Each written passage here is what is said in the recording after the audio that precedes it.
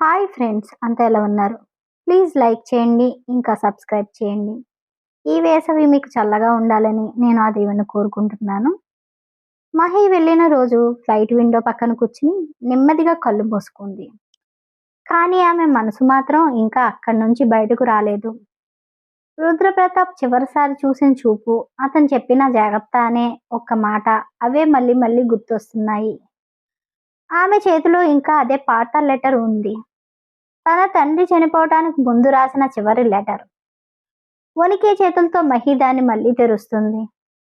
నువ్వు బతకాలి అంటే ఒక మనిషి దగ్గర మాత్రమే వెళ్ళాలి అని ఆ లెటర్లో రాసి ఉంటుంది. ఆ లైన్ దగ్గర మహి చూపు ఆగిపోతుంది. ఎందుకంటే అది ఆ మాట తన జీవితాన్ని పూర్తిగా మార్చేసింది. పెళ్లి మండపం నుంచి బయటకు వచ్చిన రోజు తనకి వెళ్ళటానికి ఎక్కడా చోటు లేదు.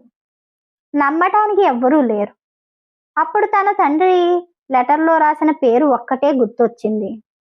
అది రుద్రప్రతాప్. ఆ రోజు మొదటిసారి మహి అతని ఇంటి ముందు నిలబడి వణికిపోయింది.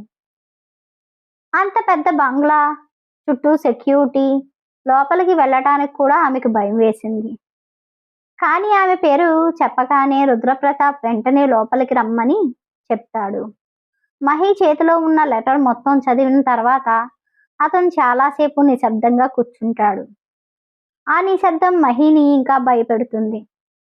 ఇప్పుడు నువ్వు ఒంటరిగా బయటకు ఉంటే వాళ్ళు నిన్ను బ్రతకనివ్వరు అని రుద్రప్రతాప్ నెమ్మదిగా చెప్తాడు. మహి కళ్ళల్లో నీళ్లు నిండిపోతాయి. నాకు ఎక్కడికి వెళ్ళాలో తెలియదు అంటుంది. ఆ ఒక్క మాట విన్న తర్వాత రుద్రప్రతాప్ కళ్ళల్లో ఏదో మార్పు వస్తుంది. ఎందుకంటే అతనికి అర్థమవుతుంది, ఈ అమ్మాయిని కాపాడటానికి తన పేరు తప్ప ఇంకో రక్షణ లేదు. అందుకే అతను ఒక నిర్ణయం తీసుకుంటాడు.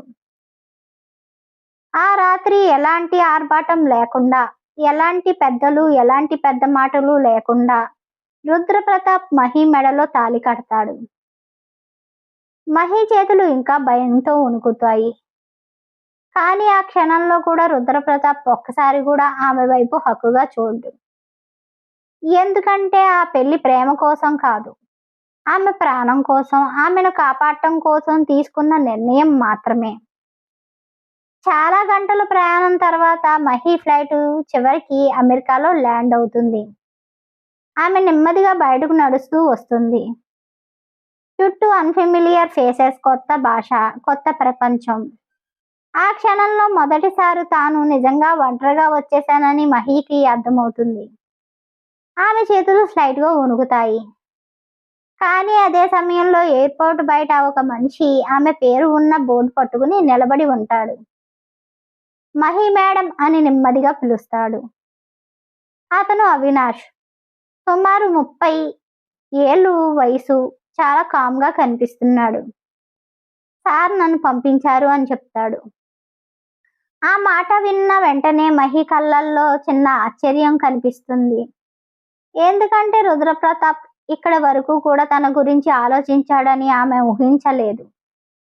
అవినాష్ ఆమె లగేజ్ తీసుకుని కారు దగ్గరికి తీసుకువెళ్తాడు. మొత్తం ప్రయాణంలో అన్నెసెసరీగా ఎక్కడా కూడా ఒక మాట మాట్లాడాడు. కొద్దిసేపటి తర్వాత అతను ఒక లగ్జరీ అపార్ట్మెంట్ ముందు కారు ఆపుతాడు. ఇది మీకోసం అరేంజ్ చేశారు మేడం అంటాడు. మహి ఆశ్చర్యంగా అతని వైపు చూస్తుంది. ఇన్సైడ్ ఆల్రెడీ ఎవ్రీథింగ్ రెడీగా ఉంటుంది. Books, clothes, grocery. అంతేకాదు కిచెన్లో ఆమెకి ఇష్టమైన టీ పౌడర్ కూడా ఉంటుంది.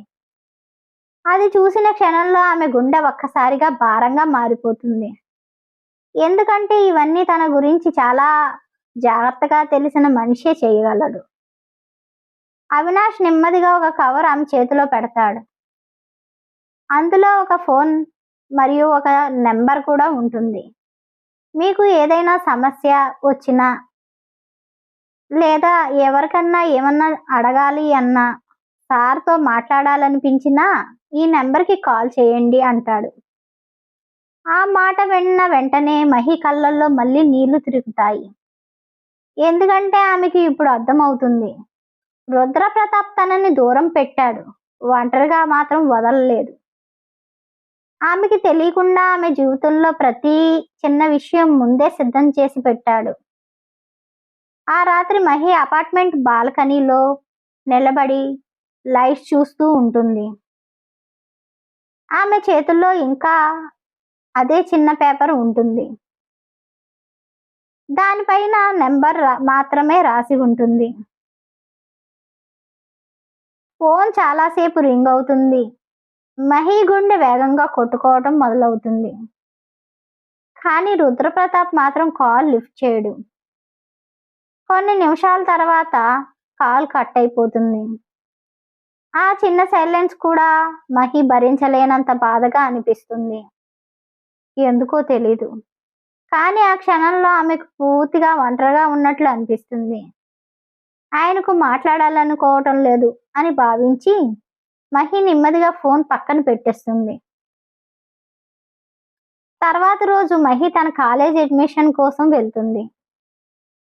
కొత్త క్యాంపస్, కొత్త మనుషులు, చాలా నర్వస్గా ఉంటుంది.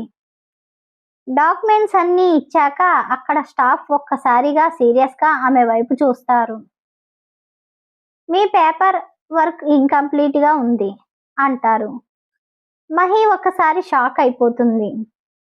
ఎందుకంటే ఇండియా నుంచి వచ్చే ముందే అన్నీ కరెక్ట్గానే ఉన్నాయని వెరిఫికేషన్ చేసుకుంది. వితౌట్ ప్రాపర్ వెరిఫికేషన్ అడ్మిషన్ ఇవ్వలేము అని వాళ్ళు చెప్తారు. ఆ మాట విన్న వెంటనే మహి చేతుల్లో ఉన్న ఫైల్ జారి కింద పడుతుంది. ఏం చెయ్యాలో అర్థం కాక బయటకు వచ్చేస్తుంది. చుట్టూ చల్లని గాలి, తెలియని సిటీ, ఎవరిని హెల్ప్ అడగాలో తెలీదు, తెలియని మనుషులు.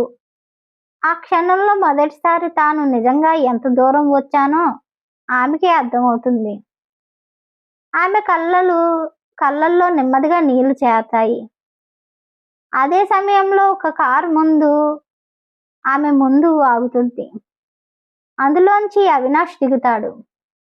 అతను ఏమీ మాట్లాడడు. మహి చేతిలో ఉన్న పేపర్ మాత్రమే తీసుకుని చూస్తాడు. తర్వాత చాలా కామ్గా, రండి మేడం అంటాడు. మహి సైలెంట్గా అతని వెంట నడుస్తుంది.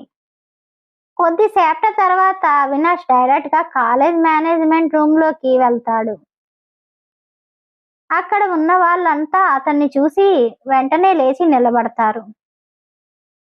అవినాష్ చాలా ప్రశాంతంగా ఫైల్ వాళ్ళ ముందు పెడతాడు. ఈ అడ్మిషన్ ఇప్పుడే కంప్లీట్ అవుతుంది అంటారు. అతని వాయిస్లో యారగెన్స్ లేదు, కానీ ఎదుటి వాళ్ళని ఒక్క మాట కూడా మాట్లాడనివ్వలేదు. కొన్ని నిమిషాల్లో మిస్సింగ్ పేపర్స్ రెడీ అయిపోతాయి. వెరిఫికేషన్ పూర్తవుతుంది.